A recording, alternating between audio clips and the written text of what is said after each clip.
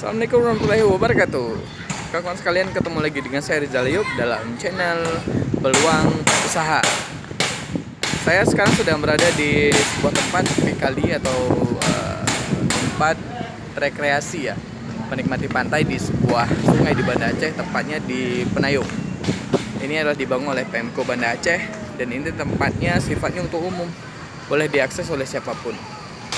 Nah, ini ilustrasinya atau gambaran peluang usahanya adalah mengelola pinggir sungai.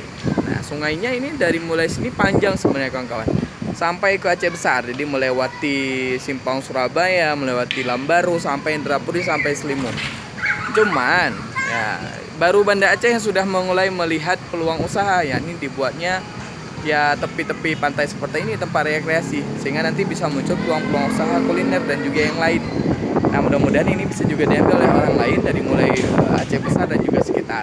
Dan ini peluang usaha memanfaatkan bantaran sungai. Ini saja dulu informasi peluang usaha pada kesempatan kali ini. Sampai jumpa lagi dengan peluang usaha selanjutnya. Assalamualaikum warahmatullahi wabarakatuh.